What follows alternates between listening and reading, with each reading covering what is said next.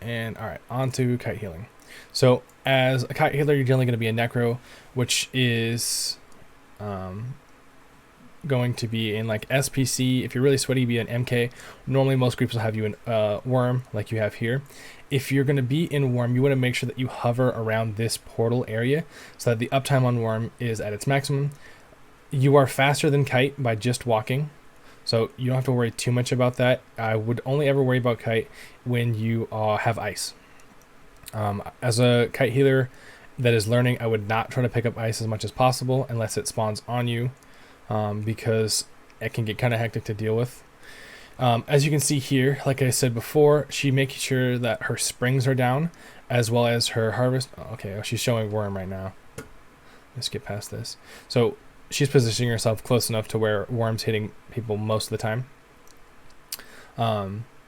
Obviously, since you're catching kite, you will have to be behind the group, but I wouldn't go super far. I wouldn't go past the portal. You are in charge of fetcher if you're on a warden, unless you have DPS or a tank that is running it, then I wouldn't have to worry too much about it. You can hit combat prayer from back here. Combat has a pretty far range, so just like the Templar, you want to make sure that you're combat praying as much as possible, as well as when orbs are up. You are responsible for LE draining orbs. This makes it so they die a lot faster, thus there's less chance of getting headbutt, and it gets the Sork back on boss faster. You can also debuff crystals. If you are running MK, be very careful when creepers come out that your stam is enough to roll dodge, but enough to proc it. And as you learn more and more, you'll get used to it. Let's see, let's skip ahead a little bit. Oh god, Mohammed, I do not miss that. Okay, she thinks she's showing a Sork one. Okay, yeah. I would highly recommend using a Warden. They're one of the best healers. Them and Templars are two of the strongest healers in the game. As a Warden, you're also in charge of Resolve, so you want to make sure that you're in range to proc that, giving the defense 5,000 something extra defenses. You're also in charge of Shards. When you go to do Shards, always leave your two main hots down, so your Springs, your Orb, or if you're on a Warden, your Harvest. I forget what it's called, Budding Seeds I think it is. And you can hit the group and the tank with that. So you want to make sure that it's hitting everybody before you go grab Shards. And while you grab Shards, you're obviously not going to be able to point combat prayer. So what I generally do is I run and I use regen, which is what you just saw right there, because that will hit 3 people with an extremely long hot. And so I can use that and grab orbs at the same time, so that it makes sure that the group healer has a chance to proc RO and they're not having to worry about keeping up heals as much. Because typically you're going to be doing a little less than the group healer, but you'll be doing pretty close to it. So as you can see, boom, she's using regen as she goes to grab it because she can't keep up combat prayer. But if you can, because the group is tacked so tightly, and the way that combat prayer works is it only hits 6 people at a time, kind of like in power. You want to make sure that you're helping the group healer get that maximum uptime on combat prayer for your group.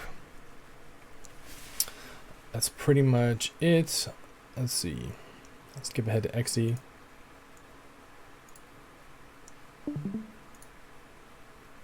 Come on, where's XE at? Okay, here's a pretty good diagram of how kite works. So obviously Zamaja, the furthest away you're going to get kite. Come on, where's XE? It's all the way over here. Okay, so here we go.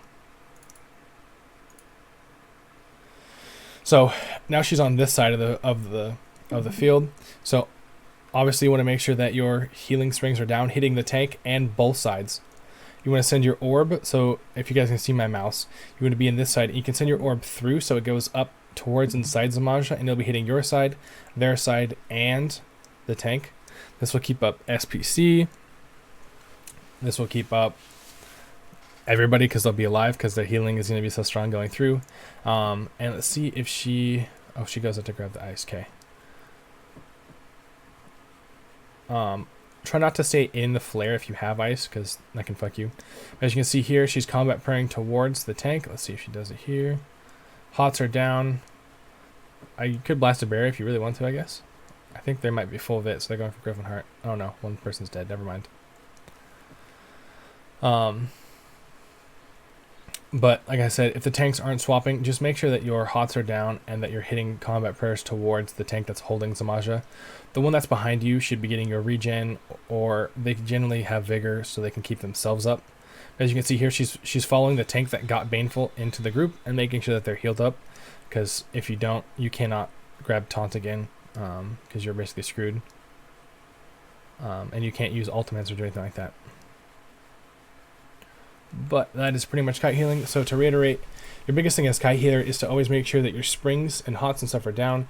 Use regeneration while you run to grab shards. Make sure that orbs are illy drained, and help with combat prayer as much as possible. Those are the biggest things as a kite healer. Are there any questions?